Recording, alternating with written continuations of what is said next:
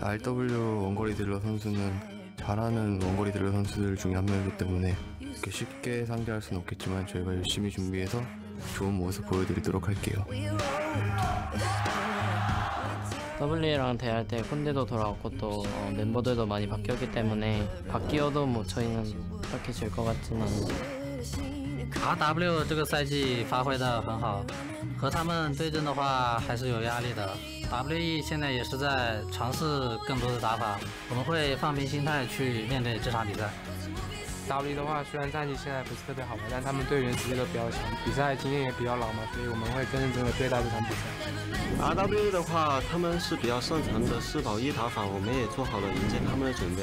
今年加入了 WE， 我觉得这是证明我自己的机会吧。WE 是 LPL 老牌战队了，打 WE 的时候，无论是个人的实力还是新的阵容，对于我们来说，我们要加倍小心。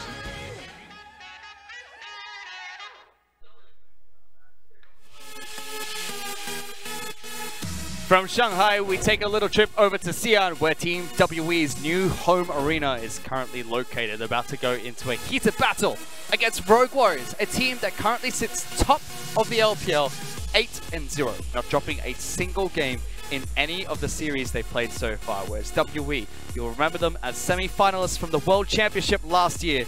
They've kind of fallen from grace here as they've dropped down slightly in Spring Split. They had a chance to rebuild without their full roster. Condi was nowhere to be seen. He's now back for the Summer Split. Mystic's back as well. The only man missing from the posse is Ben. They get all 5 people back together. It might be the missing pieces of Exodia finally forming once again, but they've got Missing in the bottom lane. It's been helping out a little bit, and Mystic just said that he's a different animal, but the same beast, Raz. He's going to try and take it to Rogue Warriors today, but WE's recent form just has looked so shaky. Yeah, it's looked bad. At the very least, what they can say is that it's slowly getting better. There is an identity forming. So from WE, their expectations are completely different than Rogue Warriors. WE is just trying to find an identity which they're kind of claiming on towards, while Rogue Warriors are just styling. Which is almost the difficult part about them, is they're trying to find an identity, and that's something that we commonly see teams do during Spring Split. They haven't been able to do it during summer, whereas that's what Rogue Warrior did. They found their identity during Spring Split. Yep. They were the meta breakers, and Riot, thank you very much, Uncle Rito, has broken the meta, and Rogue Warrior's like, we love this. Everyone's doing stake gifts, everyone's ready for it, and they're having a fantastic time. Yeah, you got the Kled, you've got the Aatrox mid lane, and then you see all the mages in the bottom lane. I hope we get to see a few Heimerdingers there too. Well, SMLZ has a fantastic champion pool. Let's see what he picks, because we're going straight into Champion Select for match number 2. Thank you, gentlemen, and indeed we are. We're coming in fast and heavy right here into Champion Select. I was told we were instantly going to come in, so I was like, let's go. Through stuff everywhere. Yeah, it's all good. All right, here we go into Champion Select for Rogue Warriors and WE, and we've got the Swain, Shen, and Talia bands coming through. On the opposite side, it will be Fiddles with the Aatrox and the Carthus taken away. Now, remember, Rogue Warriors have run Carthus and Fiddlesticks side by side in the bottom lane multiple times now, so WE well aware of what's coming their way, so have banned it away. It's the one thing that is consistent from the Rogue Warriors side with Amundo in the top lane. The only time we've seen a set of champions play together, it has been a Carthus and a Fiddlesticks, which is the weirdest combination, but rightfully banned away from Rogue Warriors. And already the Nocturne locked in for them. Maybe the pick composition starts up early here. Can I just talk about the Champions League music from Xi'an real quick? Because I feel like this is some glitch mob music coming my way. This is fantastic. I was wondering why I was like head bobbing. Yeah. I'm feeling it. Rogue Warriors are going to be picking up the Nocturne to start us off, and WE are going to pick up the Morgana and Aurelia going their way. Always love to see some more Aurelia. This may be the new style from the same beast of Mystic in the bottom lane, also having that Morgana potentially for himself. Of course, he's a very good Swain player. Swain and Ezreal are the 2 champions that come to mind for Mystic currently. Now we get a chance perhaps to see him on something different. Rogue Warriors should be aware, especially recently, that Morgana is running rampant through Korean solo queue. It's everywhere, yes, and in the LCK. So they should have an answer in place. Let's see what it will be. Rogue Warriors will pick up the Lucian. So you'd think that would go over to SMLZ down into the bottom lane. Now we have seen SMLZ pick up multiple dongers now. or a single donga, I should say. Mundo looking to be the pickup in the top lane. And now, I just want to raise the early Kled alarm, because Rogue Warriors, when they have a close range composition like this, have often followed up, and I will say 3 times so far in the split, with the Kled pickup as their final rotation, not just on red side, but also once on blue. I think it's an affordable ban from WE though. If you save it till last pick, they're on blue side, you can afford to get rid of the Kled with Aatrox already gone. You can set yourself up with the Aurelia in the mid lane in a better matchup, perhaps. But that's one of those timeless questions. Would you rather play against the known that is a Kled that he can play, or would you rather find out what he has that is unknown? And what else does he actually have in that playbook? Because you know he's got some deep pockets. Because what have we seen so far from Join? We've seen some Kled, we've seen some Aatrox with the ban, and we've also seen some Cassiopeia at the start of the split. That's pretty much been it so far. W are going to find themselves a Camille, looks like. So very just solid pick coming in here for them. Now Nami will be the ban actually here from WE. Yeah, Nami's actually risen up amongst the ranks of supports to be like a top 2 champion. Morgana, Nami, Fiddlesticks I think are the top 3 currently. Feels like. In competitive, Tahm Kench gets thrown into the fray as well. It's always a potential follow-up ban here for the side of WE. If they wanted to protect their Lucian Rogue Warriors, they'd want to lock that one in. But they're banning away the Alistar, so it looks like they're focusing the tank supports. We're getting in a weird world where supports are just being banned from both teams. Pretty much. I mean, the reason why I giggle is because WE are looking towards the meta here, and I feel like RW are sitting on something spicy, right? Like, they're no Snake, but they definitely come in with some innovation, not just in the mid lane, but also in the bottom lane. Now, Lulu's going to follow, so again, the support of supports are going to get taken away. I think that one. The tanky support's now coming through from Rogue Warriors, Rusty. Yeah, I think that one's actually a takeaway from Doinby, the Lulu. Remember that he's one of the OG supportive mid lane players. This is Karma, loves this Lulu. Karma also, actually now you mention it, a very good possibility for them. I wouldn't be surprised if Shia actually tries to pick that one up and they go towards an AD carry style of composition. Morgana can be the support. I'd like that a lot, actually. And WE, what have they got for us? So we're waiting for potentially another bot lane pick coming in for them. Got the Morgana. Now, we just saw the Morgana in the AD carry role. Yeah. I would consider Ezreal, I think, as a 4th pick, or I guess AD carry as a 4th pick. Yeah, a real AD carry, and that will be Varus in this one. Now, Mystic. I keep getting this is the first time I had this Champion Select music, and this is great. Because we're just bobbing our heads right now. But Varus, yeah, is going to be a pickup here for Mystic. Into the Lucian. So a lane-dominant AD carry with Morgana, presumably, of course, going down there to be with it. We're going to see how Rogue Warriors and what the answers are. We know that Doinby's got a million champions. He could be the Mundo for all we know. He could be the Nocturne for all Vedius knows. We got a chance to see it now. Here's the Raka. Presumably going over to Kahlua. So that will be the old Raka and Lucian lane. Now we are still looking for a mid lane pick here. And it's going to be Ornn. So if we assume that Mundo goes into the top lane, Nocturne goes into the jungle, and then Ornn is in the mid against Aurelia here. Well, you know what they say about those who assume? They make an ass out of you and me, Rusty. I don't want to assume a thing. I want to wait. Yep, I'm just going to wait. We're going to let that countdown go, and we're going to come up with a solution at the end. That Gnar is not just a hover, by the way, in the LPL. Team WE love their Gnar. They do play it. Yes, sir. And it will be locked in. Okay, where are the swaps going? This is going to change a lot here. I would expect that Ornn is mid. Just looking at the matchup, you know, you could play Ornn in a Gnar, fine, but I would rather be an Ornn than a Mundo into the Aurelia for mid lane. So it seems like Doinby has just thrown out the mid lane playbook, and he's like, Mouse, teach me your ways. He's just playing top lane as mid.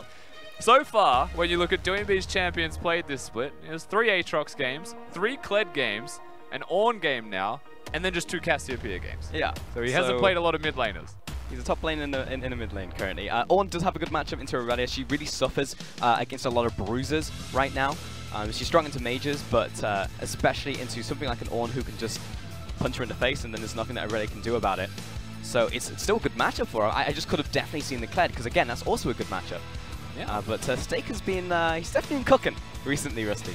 Something spicy going on in the Rogue Warriors camp, but they're home. They're at the WE home, I should say, in Xi'an, which means they're now fighting as the away team. The home team advantage for WE hasn't been doing a lot for them so far, however.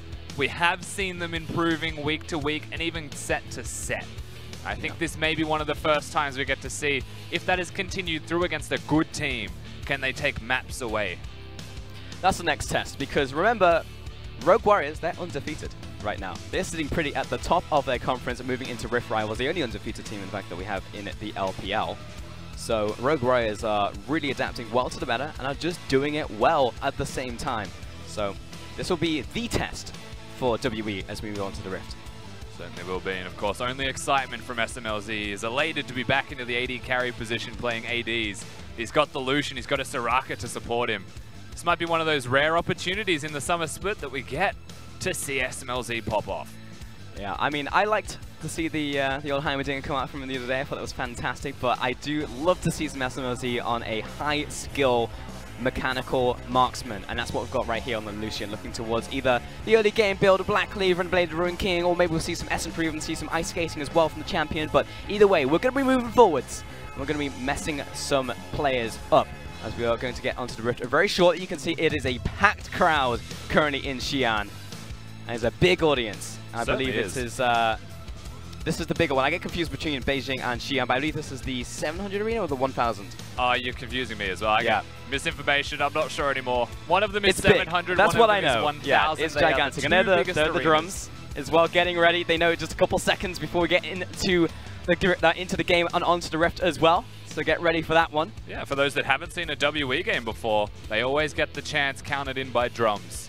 Something that is unique to their arena in Xi'an, and something that is actually very awesome to hear as they get onto it. Very easy to coordinate that way. But when it comes to chanting in the LPL, blue side goes first. Yes. So you'll hear the drums second. Yes, indeed. It's very, very cool. It's just the fact that every arena that we have has its own unique identity. Total of 6 right now, and each one is very, very different. I know there's the railing in the RNG. Well, the cage. The cage, yeah. I've seen a couple players just, accidentally, like when you walk into a glass door, I've definitely seen that happen a couple times to some players, so definitely one to look out for if you're just over in the RNG arena in Beijing. Well, you've got to get down into a squat to get past the cage if you want to take the efficient route. I think not a lot of people Combat roll, Rusty, that's the evolution. I don't think people are fully ready to go for that style of play. Like, Faker's done it once in his entire career. I don't think he's can't do it again. On the regular combat roll his way to the stage. That would strike fear into my opponents for certain. Imagine if your opponents just combat rolled onto stage and sat down and didn't even break a sweat. You'd be like, oh, I don't know, man. I don't even want to play this game anymore. That's such an anime thing from you, because to me it just wouldn't be intimidating at all. Like, it's just, there's just dudes rolling on the stage. What are they doing? I'm sure in anime that looks badass, Pulse. I'll give you that. I'm just saying, we haven't seen it in real life. I saw Faker do it once. There's a reason. So. I assume there's a small HU on stage right now, guys, which is why we're just taking a couple more seconds to get in. We've got the refs just talking to the players, making sure everything is okay. We are just waiting for an update. Of course, this is another arena from Shanghai, so it's going to take us a little bit to just get some knowledge from QC and all the refs on stage to figure out what's happening. But I'd have to assume it's just maybe an issue with Champions Select again. It's been happening a bit recently in the LPL, so it shouldn't take too long, just like earlier on today. So stick with us. I definitely will say that you should definitely stick around for the start of the game, because as we said, the chants are probably the coolest out of all of the arenas here in the LPL, just because of the drums alone. Yeah. A lot of moving pieces here in the LPL, so understandably some things do happen. Thank you for being patient, as we are going into the first game, hopefully very soon, between RW and WE. What is a matchup, Pulse, that if you just said this as team versus team, you didn't look at the standings, you wouldn't expect this to be first versus last? No, you wouldn't. No. Not at all. But it is. That is the way that things have panned out so far in the summer split of the LPL. How the cookie crumbles. WE, a team that needs to finish quite high in the standings to be successful in the summer split. If your goals, your aspirations are worlds, they pretty much need to be top 3 in their group at the end of the split, but they've started 1-4. They have indeed, and funny enough, of all the series today, of the 2 that we've had, this is the one that we're expecting to be more likely to be in 2-0. We're actually saying that between EDG and TOP, there's a good chance it could go to 3, a 2-1 victory maybe to EDG, and we were very close to that happening. In this game right here, even in a home arena for W, we were actually saying this could very really be a 2-0 for RW, just because of how dominant they've been, and they have not only just been strong, but they've been ramping as well towards Rift Rivals. Yeah, certainly have been, and of course, the difference between RW and a lot of other teams is that they're just diverse. You know, you've got Snake's crazy style, and I think the LPL in general, actually, if we take a step even further out, just styles across the board. Everyone's different. Snake have got their own, they've got 2 supports playing, and they're playing supports as funnels only, and they're empowering SLFM. Doinby's got his mid lane tanks for the side of Rogue Warriors, things that are hard to deal with as an opposing mid laner, things that used to be meta, but are not, yet he will continue to play them.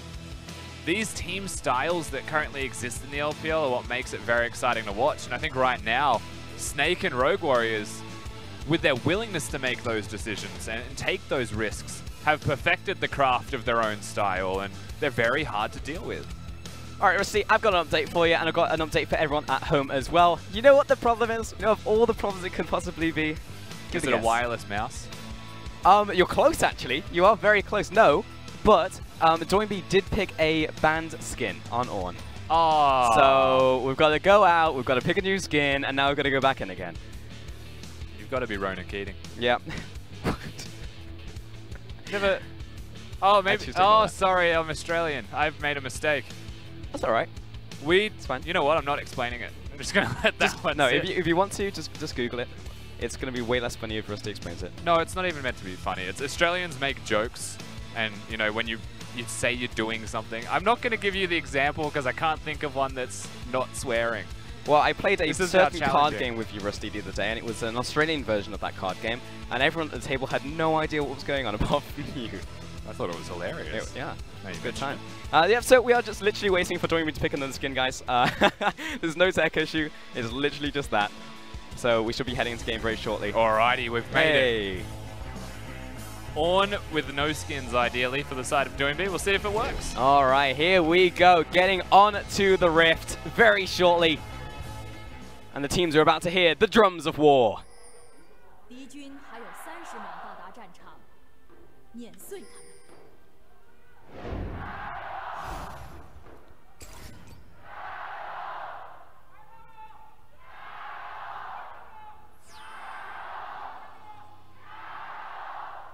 See, I don't know what it is about this arena, but the cheers are just like, there's so much resonance to them. It's legitimately like you're on a battlefield and you're about to actually go to war. I mean, you've got the battlements on stage, and it's way too cool. I'd like to think that every best of 3 is effectively going to war against your opponents. It's not just a single battle, it's a collection of battles in a best of 3, or at least in our region. Yeah. Fair. NA is going to battle.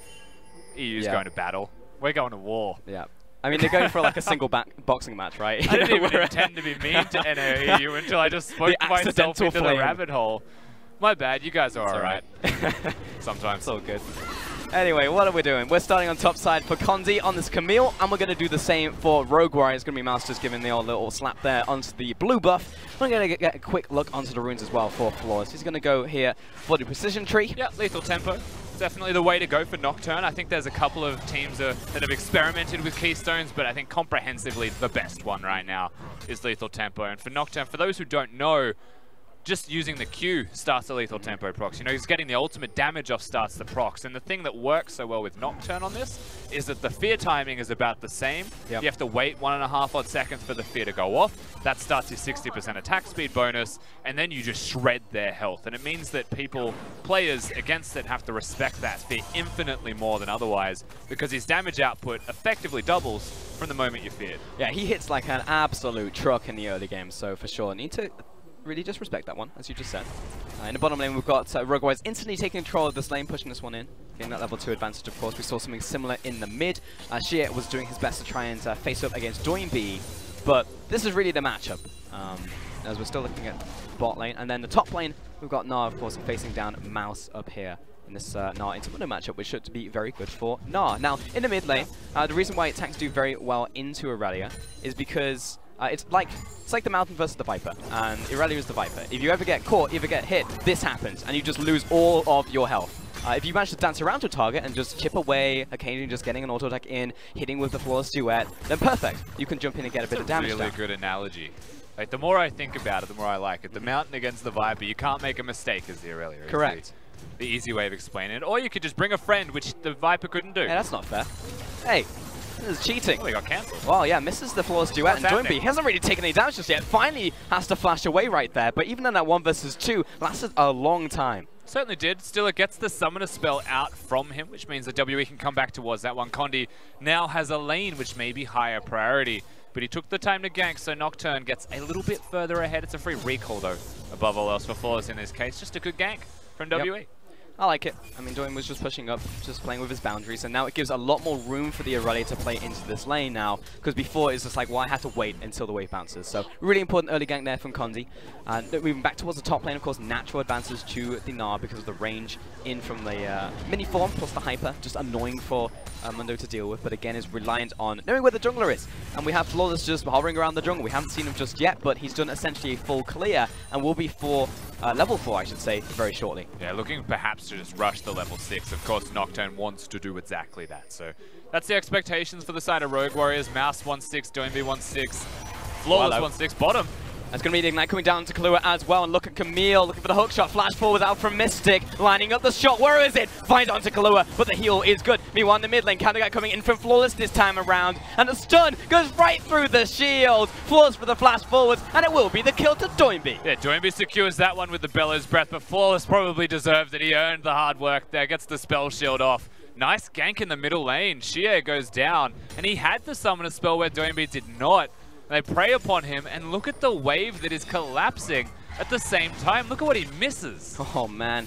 Conley's going to get a lot of this, but still the advances that's just been opened up in the mid lane alone is gigantic here. And Rogue Warriors start off this game incredibly strong. The difference maker is now going to have to be Condi. If Xie is going to fall behind, miss this entire wave, the kill goes over as well to Doinby, then the distance grows. Of course, we get to see the kills here. Great spell shield.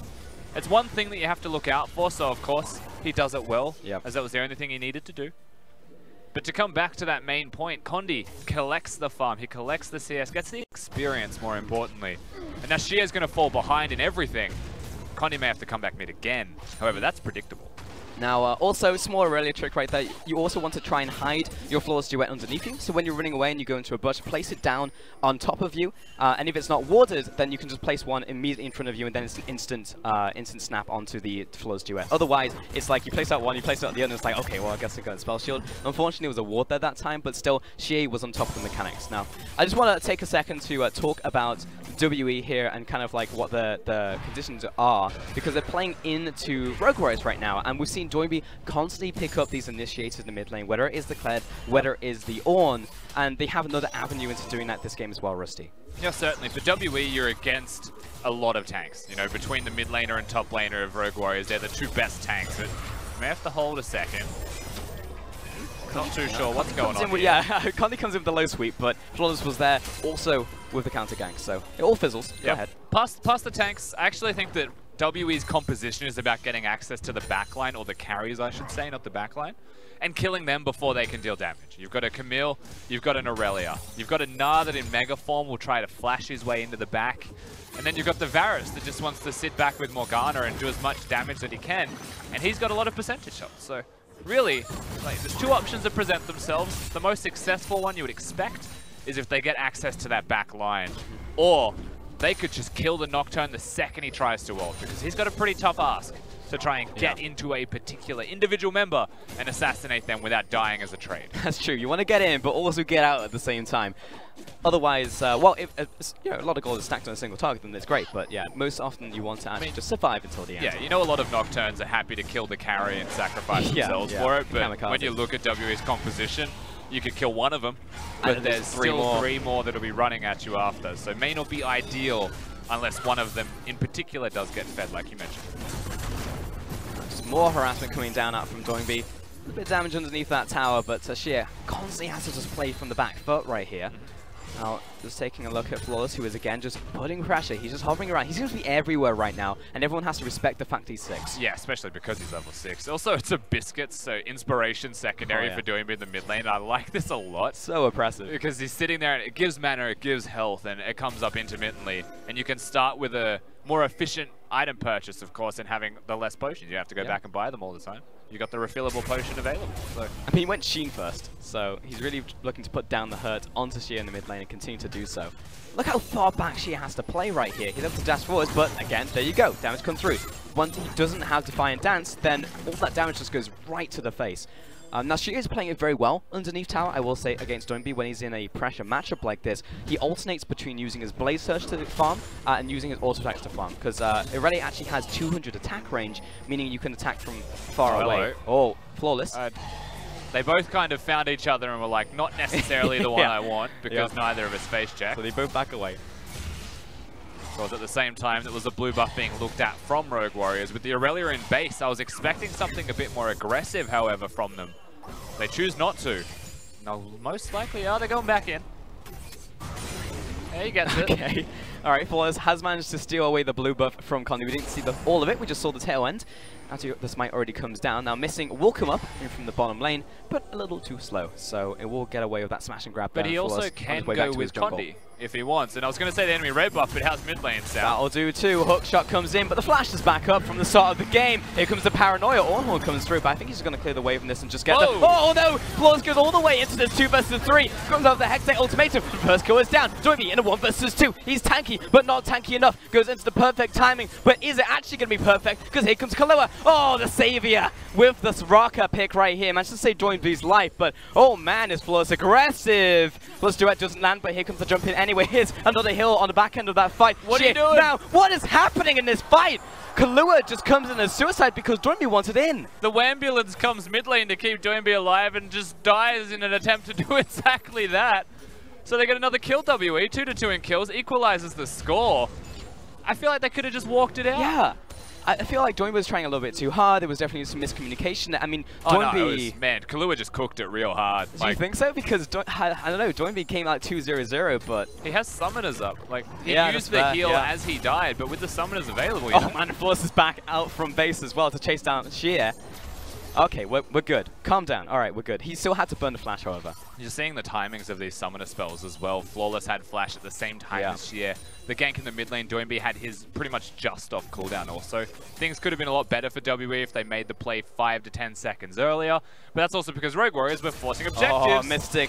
He sensed something in the force, but SMLZ instant with the cleanse flashes forwards and styles on Mystic. And you could tell SMLZ was looking for that kill. No matter what happens in the trade, he was going to go for it. Cleanse there. Knows that he has the damage and flashes to make sure the culling stays on him. Good stuff from SMLZ, someone that's been rated very highly as an AD. Gets a chance to play it again. Yeah, I know we were having some locker room talk backstage. Oh, I'm going to have to hold that thought because Flawless is on his way to the top lane. His ultimate is just about to be off cooldown and we're in mini form. This little Nara is also exhausted, though. He has managed to just spot out this Nocturne. Oh, and rotation. He's got no flash, remember. Chie, he wants a bit of revenge. Where's the spell shield? There it is. Dodged out that one. Losby comes in for the slow, but there is no hook shot to follow. And you're looking at 5 seconds odd on Condi's ultimate as well, so they don't get it. Cooldowns being so crucial here for the reason Rogue Warriors are surviving at all. WE are very close to getting it perfect, but they're just off. We get to watch Mystic die again. SMLZ the one who's able to pick up this kill. Of course, he has the Cutlass there. So the slow helps a lot for making sure that he can't just flash himself to safety. Nice. Consider yourself cold. Good stuff coming out of Sheer. Coming out of SMLZ, I should say. And, I mean, that's what we're talking about. We were like, okay, well, if Fantasy existed in the LPL, who would be your, like, primary pick? And obviously, a lot of people would be like, Uzi. Of course, Uzi. But I think if you're looking for KDA and you're looking for points, I think, like, SMLZ's up there. I mean, if you're looking for KDA, Loken was always the person you'd even be considering for KD Gaming. That man had a KDA through the roof. I was getting nervous for a second because he was dancing around that pillar. It's fine. He's going to be grouping up and pushing in this wave, so Condi can move into the enemy jungle. Here comes 957 as well, pushing in the wave. That tower went down while all that was happening. Opposite sides of the map, though, Pulse. You've got a Nocturne-looking bot lane. Now, SMLZ's starting to feel it. They've got item spikes, and they've got a Soraka. So in terms of diving, it's actually quite possible if the silence connects. But if the silence doesn't, then you're dealing with a Morgana, firstly. However, note, no summoners available for pretty much anyone but Kahlua. Alright, where's that Paranoia? There it is. We're coming in with some Dark Araka right here because here comes Kahlua into the play along SMLZ. He runs right through the tower. Missing. Tries to escape from this one. Here comes the TP, and it's a full party in the bottom lane. Here comes Yornhorn, but best of luck to to 957. He gets the ultimate off, and nice turning it around on to the jungler. Comes in with the Wish, however, and Rogue Warriors are out. They turn it around once more, finish up the kills, and Sheer's close and too late to the play. 3 kills over to Rogue Warriors. And there's your dive. Mouse is way too tanky. Also, the target acquisition from the turret was the correct thing from Rogue Warriors. They balance it incredibly well. They get the kills. Condi on the opposite side of the map, not going to be able to trade. At the end of the day, Rogue Warriors, they break open the entire game. Nice stuff out from the squad right there. The 5-man collapse was clean. The only thing right there was 957 potentially getting the turnaround, but we had a Wish there from Kahlua, really just to save the day. Condi will pick up the Herald, however, and he's also got Sheer coming up he's to keeping make it this at one 2k happen. to smite it down, but the eye opens. What? So. There we go, does well. Condi will probably enhance recall off of this as well. The hook shot, and probably look for a setup. But for now, Rogue Warriors have the tempo, so let's see what they do with it. Because look at where the gold went, look at where the kills went. 3-0-1, this is going to be an unstoppable Ornn in the mid lane. We've got a 3-0-1 on the Lucian as well. He's already got his Bladed Rune King. Yeah, and towards that point, I mean, it's not going to be a magic damage heavy composition from W either. So it's a tank that's 3-0 against primarily physical damage. There's a chance that Varus does go the AP build, but you're looking at 2 to 3 items really for that to be considerable. And so that means that when Ornn is ahead, first 2 major items completed will just be armor. Yeah. And he is way too powerful. And it means that it's another 10 to 15 minutes for their opponent to have like genuine kill threat on him without 4 people hitting him. It's just monstrous, to be honest. It came out of the laning phase so good in terms of A, the farm, and B, the kills. Like it's just, again, these tank picks in the mid lane for Doinby are continuing to work out in this meta. WE looking to play in top lane. Condi thinking about the ultimatum as Clue is running away. Yeah, Condi really had flash good. and ultimate. He was being really greedy, wanted to hold the flash. Doesn't get no range. Forcing him to use one or the other or none at all right there with the slowdown. So really good quick thinking from SMLZ with the item active. During this time, Mundo has pushed in bottom lane. And they're pushing mid. Oh, Call of Forge God, knock up, and everybody's going to jump on top of Falls. He's sent to the farm. And Mouse in from the backside. This is a dead mid lane tower. Certainly is. Second turret falls. Now they continue to push in mid lane. Outer turret and top lane also theirs if they wanted, but they'll stay mid first. All right, that minion cops the binding, so they're going to be fine with this one. Chain of Corruption onto the front line, but again, Doinby's very big. Here comes 957 cooking for the sweep right here. Ornn is dead, but Rogue Warriors with a nice wit. Keeps him very healthy. Miles, again, sitting on the front line. He's body blocking for his team. And it turns into the counter defense coming in for WE. And 957 doesn't use his ultimate. In Meganar, when he jumped in there, I just expected it. Silence, maybe? It could have been a silence. At the end of the day, he had a lot of time to try and make it work, but it feels like he's too hesitant to be in the front line more than anything else, so doesn't find the chance. Well, binding on, though. Binding's good onto SMLZ. He jumps away. There's the Vanguard's edge. Finds one. Shay chasing forward. Looks for the duet once more. Finds the second. Looking onto Mouse. There's the third. And WE with a massive punish. A force from Rogue Warriors on the objective, and they secure it, but they pay for it with their lives. SMLZ, both summoner spells gone as well, whilst he did live. The pressure from Xie starting to ramp up. 3 kills on this Aurelia who's got the Trinity Force. WE bounce back. WE with a big bounce back, pushing into mid lane, but here's Doinby and SMLZ to cover the hole in the sinking ship. And we are staying afloat for now with Rogue Warriors, but that was spicy. It was all based off that initial dash coming in. Yeah, again with the binding connecting. Xie also looking towards SMLZ as the primary target on Aurelia with that ult, but finds himself the Kahlua, and you're happier with that than anything else, really. So we take those. Hello. Call the Forge God just tagged missing right there, but with quick black shield, he's going to be on his way out. Mystic Ball retreat as well. So how are we doing? Let's just take a look at how this has evened up, because WE have actually brought themselves back to equal in terms of gold in this game. So it's not as dire as it once was just 2 minutes ago. Yeah. Also looking towards Doinby. Now that he's up on your screen, second in KDA, his stats are very flattering for someone who's been playing tanks, considering he's got second in his role for damage percentage. It's a super big deal for someone playing primarily bruises. Rogue Warriors looking very good around their mid laner. Starting to become the star of the show. I mean, to be honest, he just doesn't die a whole bunch. He just gets a lot of time to be able to just sit in those team fights and dish out damage. And the same way where I was surprised when I saw Xiao Ao's stats in the top lane on all his tank picks like Mundo. Like, he was averaging upwards of 30-35%. Some games he was getting 40% team damage on Mundo. I was like, okay, all right. WE are going to finally cash in Shelly's tempo, take down the mid lane tower right here, and actually not take the goal lead still. Shelly still does a lot of damage on those charges now with no health, so it's a nice little save there from Rogue Warriors. Just on the backside, you mentioned the lead wards very close together between these teams at 18 minutes. Quick shout out to our match of the week happening tomorrow. That's going to be our final game of the day between Invictus Gaming and Royal Never Give Up, I should say. That will happen at 7 PM China local time. So figure out what that is in your own time zone, because you won't want to miss that one, because both of these two teams are going to the Asian Rift Rivals. So it'll be a nice little chance to see them and see what form they're in before we head over there. We can only hope that the Shy will be able to play and that the prophecy will fulfill itself. The finals that could have been. Remember that these two went head-to-head as well in the opening game of Spring Split. And that's where RNG managed to take down Invictus Gaming. So, he's on. Turnaround. Oh, Kahlua completely by himself. So dead. Yeah, Kahlua clearing wards, just caught out of position. Things that a Camille can do to you, things that a Morgana can follow up from as well. So they find the mark. Exactly what they're after is control of the map after that pick. There's no Baron though, there's no Dragon, there's nothing to look towards but towers. So you can see WE have rotated towards bottom. 957 going to be finding this one himself. We'll get the tower lead. Hang on, I believe that will actually put them in terms of ahead in terms of gold. In fact, they already are. So hey, WE for the first time in this game have swung the gold lead at 19 minutes into the game, and now Rogue Warriors playing from the back foot. Now, everything we said about them is still true. Doinby's still big, SMLZ still big, but they're getting caught in rotation, and all of the plays they're trying to make with the initiation out from Doinby, it's just not really working out.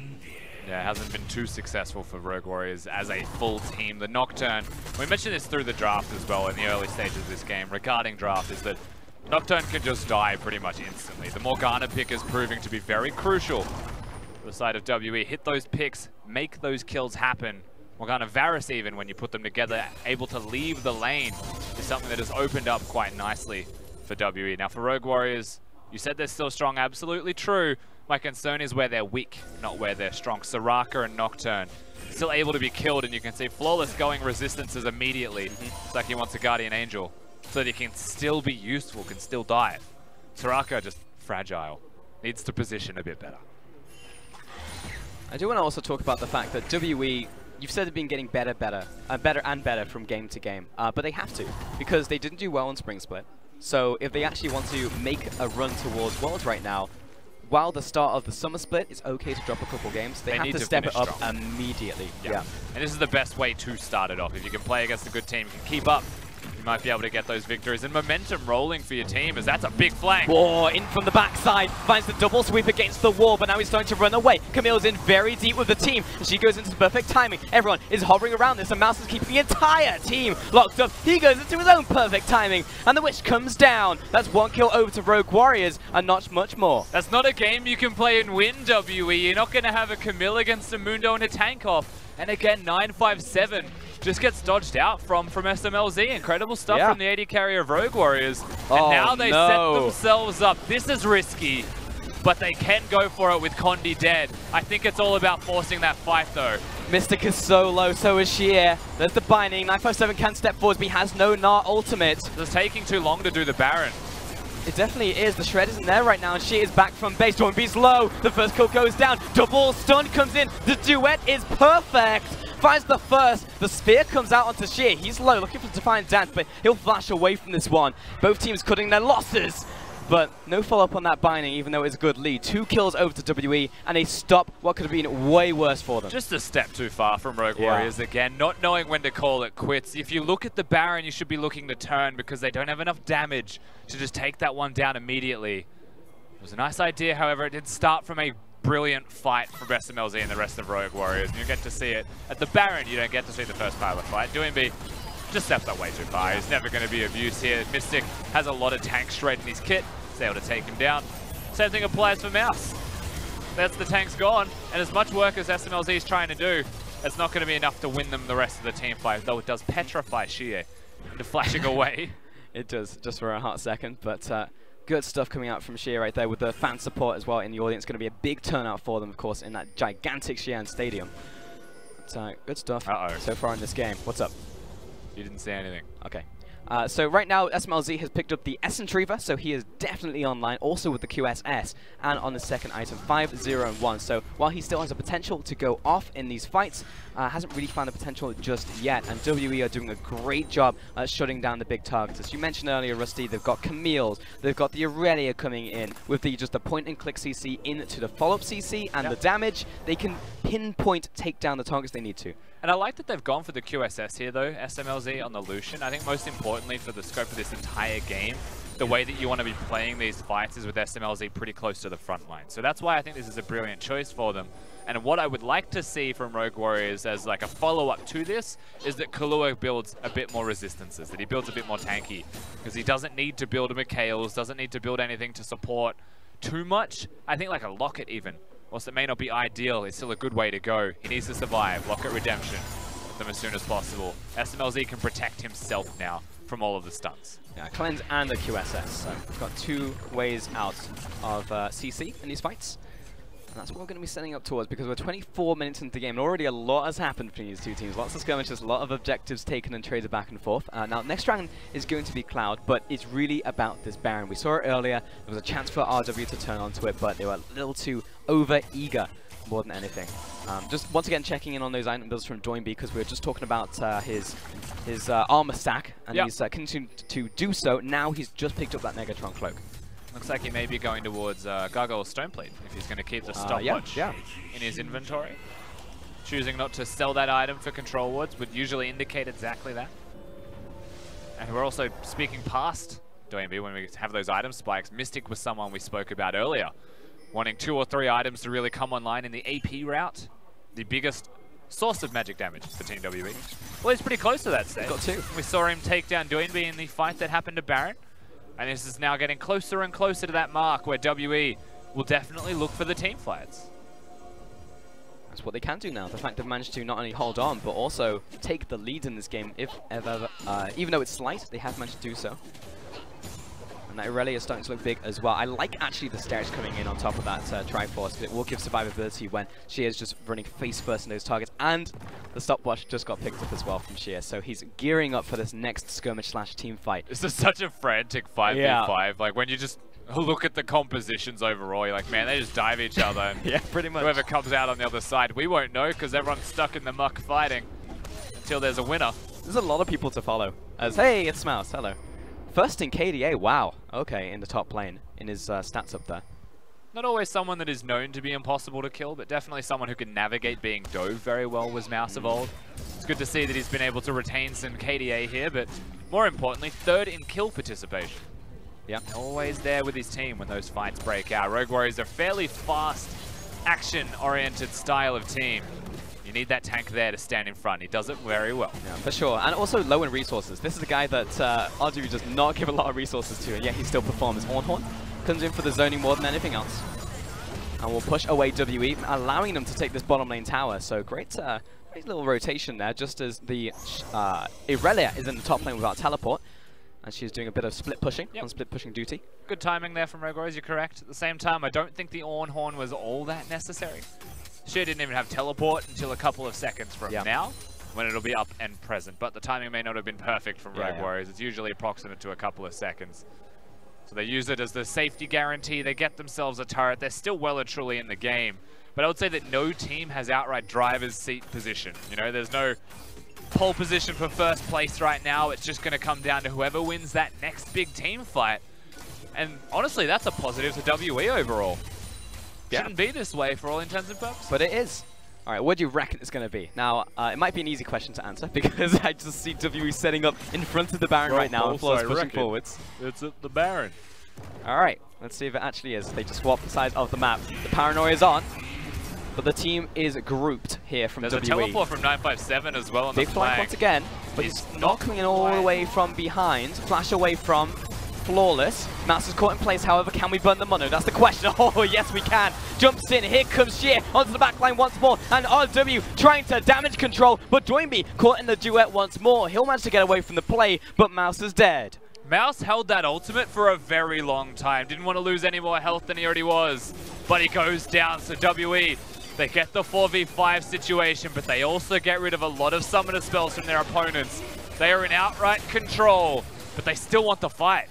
Couple low health bars right here. Mystic starts to tank the Baron twice, actually. This is really bad for them. Flawless on the backside. Oh, Doinby with a knock up onto one. SMLZ walking forward, but doesn't have the front line here. Kahlua zoning away the Star Core, and WE, yeah, they think better of it. They've taken a little too much damage. And Rogue Warriors go towards mid lane as well. If they wanted to try and take it, they could. Dragon up in 7 seconds, and it's a Cloud Drake, so it's not the most influential, but it seems to be the place they're going to direct their attention. Bit of everything all at once. Rogue Warriors, they disengage WE from the Baron. They prevent the objective from going down, and they buy themselves a read. It's not a Cloud Drake. It's not Cloud Dragon at all. This is the biggest bamboozling in esports history. Where's it gone? It's back. No idea. All right, well, I guess it's an Infernal, and Rogue Warriors will find themselves their second dragon of the game. And that is a major difference. That's really good for Rogue Warriors moving forwards into this game. But Rusty, this game is on a nice edge. We're slap back. I don't trust you anymore. That's a Cloud Dragon. I don't think it's going to be Cloud Dragon. But we're equal in terms of gold. We're equal in terms of everything. These team fights can go either way. Yeah, we definitely are teetering in the balance between both respective teams, and you can see it's a blue take from Rogue Warriors, it's a blue response from WE, but still control of the river near the Baron area belongs to Team WE. Well, so Rogue Warriors to make something happen in the opposite way. Nothing happens. It's super dangerous. No one wants to take that big risk, and Rogue Warriors know by this stage that WE is not doing Baron. Yeah. They're very clearly not doing it. They're able to get some vision back for themselves now, but the dance continues, the tango at the pit. I mean, we're just waiting for that one person to get caught or for the fight just to simply erupt. Because many members on both sides are very strong right now in terms of item spikes.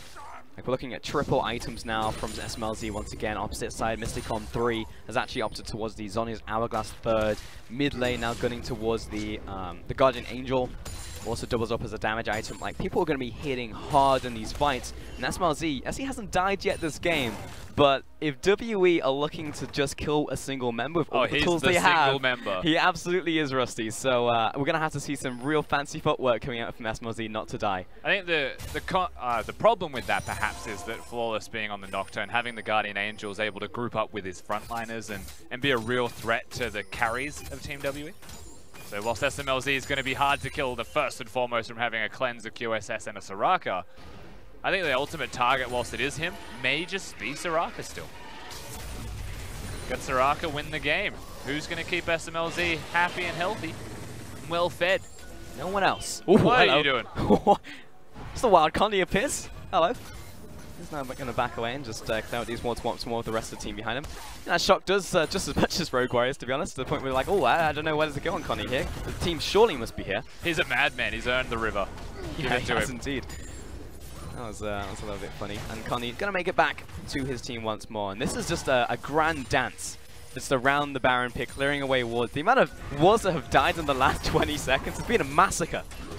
Those poor wards. Yeah. Someone think of the children. Stoneplate's actually a pretty big deal for Doinby, and when you think about the breakdown of a team fight from Rogue Warriors, Mouse has gone Warmogs, and Doinby's gone for Stoneplate. That's the difference between the both of them. Now, Warmogs means you could be in the front line first if you wanted, assuming you could survive. Or it could mean that Doinby with his Stoneplate actually wants to be the primary tank and survive for the longest, because he can be in the middle of the fray when they initiate, pop that Gargoyles, and just prolong his life. And I feel like, you know, there's a situation where I would rather be Doinby goes first and Mouse comes in second. Just for that reason alone. He can sustain through very well after the fact there. Mouse? That's fine. Again, we're just on that cusp, on the precipice of a potential fight here. Not really feeling this Gnar either. Now that we look at it, you know, 016 has had some good ultimates, has done some nice things, and 957 very comfortable on the pick. I think that's why, once again, they've still gone back towards it. Decent team fighting champion, of course, but requires mastery of champ. Oh, hello. Flawless is definitely caught out right now. Caught in the ultimatum. Pops the ultimate for the Paranoid, but he's got a lot of health back. Kahlua, now the focus. He jumps away, and now Irelia is in very deep, but she's keeping a lot of people occupied. Doinby with the stone plate is staying alive for now, but now he's down to half, and no one to save him. He is dead, but Sheer, he had the Guardian Angel, and that's all that Rogue Warriors are going to get. Yeah, they're just going to get the one pick here onto Doinby, though, and now looking forward, still in that middle lane, WE. Mega Gnar has got the ult there. Wants to just yell Gnar, because that's its name. Anyway, WE back to the Baron. They should be able to secure at least better control, outright control of the pit now for a little while. But even with that pick onto Doinby, WE aren't confident enough just to instantly turn onto the Baron. They know there's no paranoia. Flawless was harassed down. Kahlua had to back away. They're not that quick at doing it, though. That's true. Varus will do a lot of damage to it for certain. Shia and Condi, they've got some damage, but if they lose health, they risk losing the fight, and they're confining themselves into the pit. They're waiting for their teleport. Flawless over the wall. He has the Blast Cone access. Has a flash to jump over the wall. Mouse stepping forwards. They're turning around. 957. He's found SPLZ. Everyone dies on top of him. He's still alive. He's kiting back. and somehow he's still alive, but his allies start to fall. SMLZ kiting around and just back into the fray. 957 backs away. SMLZ is unleashed in this fight, and he finds the final on to Condi. SMLZ with the triple. Absolute madman. The Lucian goes off again. No one touches SMLZ because they can't. Kahlua, he's got the heals. They keep it going. Rogue Warriors get the fight. 4 dead straight down mid. Count the dashes. I don't even know how many. He was writing some Morse code right there. SMLZ running it down the mid lane, and props to the team for keeping him live as well. This could be the game. Certainly looks like they're going to go for the end here, Pulse. They should have enough time to do so as well. 4 people alive. That was an incredible team fight from Rogue Warriors. Missing's all that's left. He's about to be missing from Summoner's Rift in a second. Yeah, I'll see you later. SMLZ finds the final kill of the game. They take down the Nexus turrets, and RW from what looked like a potential loss crush in the final team fight and take game 1. A 34-minute victory there for Rogue Warriors, and it's amazing that all it can come down to is that one fight. It was a big dance, a massive battle dance around the Baron to try and secure it from one another. No, he's clearly emotional after that. Never in my life have I seen him so happy to win after a team fight as well as he just played it. But it was interesting because, again, if WE get the team fight or they get the Baron, they're poised to just win the game. But it would have been a recall then win. For Rogue Warriors, they had control of mid lane. They actually had mid priority during all of the Baron dancing. So when they win a team fight, instead of having to go to Baron, they can just win the game. It's the difference between these teams right now in terms of setup. WE desperate for that pick. Rogue Warriors happy to take the team fight and end the game. I'll be honest, Xi'an is silent right now. Look at the face of the fans. I mean, that was a crushing defeat right at the end there. Head and hands from a lot of those fans, and look at that swing at the end of the game coming out of Rogue Warriors. And it was just bouncing back and forth up to around the 2,000 gold lead coming in from WE, and swings immediately into 5,000 from the teamfight win and the game. Rogue Warriors, I mean, this is it. Sometimes they look shaky, but you know that their team fights are always going to be flawless. And that's how it ends. I mean, that was... I honestly need to see that final fight one more time and in like 0.25 speed, because that was just such good execution coming out of Rogue Warriors. Yeah, it was very good from Rogue Warriors. Super impressed with the team fighting from SMLZ and from Kahlua in particular, even staying in very good position to keep him alive. For Rogue Warriors as a team, they did enough in the early game to set themselves up in that situation. They gave enough kills to SMLZ. They went to the bottom lane turret. They did what was needed of them. And even though there were some hurdles and WE brought it back, they still had strength in the one person that needs it for them to win. It is indeed, but also props to WE, because I think for the majority of that game, I was so when they came back, it's like WE actually poised to take this one. It's like I actually don't see outside of a miracle team fight that Rogue Warriors would be able to secure this. That's the thing with WE, they're still improving, and they were able to take it to Rogue Warriors at least a little bit in this game. Well, it's the fact they're coming so close now to even the best team in the league. For now, we're going to send it back to the analysts to take us through that incredible game 1. Thank you, gentlemen. I like what they said at the end there, Raz, because although WE looked good during that match, still they're putting the pieces of the puzzle together. It's starting to look good for this team. Yep. What else do they need to do to become the WE we saw last year? Be the team fighting team. Remember, WE were the team fighting team. They were known as a team that had proper communications, would wait it out to 20-30 minutes, essentially when they were strong enough for a fight. And I thought that they set themselves up very well to get to that point, and ultimately didn't execute. Couldn't execute around their engage points, and the Rogue Warriors just swagged on them. What the hell? They kept finding the picks. They found a couple of picks. They killed Dr. Mundo in the fight before, couldn't take Baron because he was coming back up with teleport available. Then they were able to find a pick onto Doinby, but still, 4-on-5 fight. They get the stuns onto SMLZ, but he still is able to dash away, and Kahlua keeps him healed from the brink of death, brings him back every single time. Insanity. Like, this was a SMLZ highlight reel from the early laning phase. From the team fights, and I understand he has the protection. I'm talking about the two beefs of just like, you have Mondo walking up, so suddenly you have to be able to like take front to back. If you're WE, you have to worry about the front to back of Mundo walking at you, Ornn walking at you, because that was an Ornn mid. And then finally, when you get to SMLZ, he's already done enough damage to the Gnar because he cannot play those fights front to back. We know how, or at least we know how the Gnar builds for that. So primarily for split pushing. So if you find Gnar in those team fights, gonna get blown up, and that's essentially what happened here. And 957 keeps picking up this Gnar champion. It's not the first time we've seen him play. It's one of his comfort picks, but just kind of feels out of the meta at the moment. And we can actually take a look at him during the final team fight, because yes, he jumps into the back lines. Yes, he slams SMLZ into the wall, but at the end, it doesn't matter. It's just so difficult. It was the QSS that initially came out, and then the constant healing from Soraka as well. Ooh. The front line was there, and the Essence Reaper was online. So at that point, the man was an ice skater. The man was literally Wesley Snipes in Blade Trinity. He was skating around in these team fights. They couldn't touch him. That was a highlight reel, and I know we'll see that again. I didn't understand why you had that as your Google search. Now I understand that you were trying to make the reference, but count the dashes. He was all over the place during that final team fight, and SMLZ was able to put his team on his back there. Rogue Warriors still the meta breakers, however, bringing in on to the mid lane by Domi. Yeah, the Ornn pick was fun. I remember going through champion select, and I'm like, I feel like every champion select is the same thing. We're trying to figure out which champion's going where. We see the Ornn. We understand that against Irelia, the base damage of Ornn is pretty damn high. The tankiness is really damn high. And we know who Doinby is. We know the fact that Doinby is willing to pick up that many tanks in the mid lane. He's gone to it in the past. And so he's just looking for the team fights. He was fishing for the team fights. And in that play alone, even drawing it back to the fact that they were protecting SMLZ, 6 dashes in what was essentially an 8-second play. So with how mechanically well he played that out. Raz can't keep it together at the moment. How mechanically well he played that. You can literally just continue to put the ball in the man's court. You can continue to put, what is the fruit in his basket? I don't know. What's the saying? I don't understand. Tweet at me and figure that one out. Tweet at Razaplasm, figure out what the saying that Raz is trying to find about SMLZ being really good and also getting all the opportunities.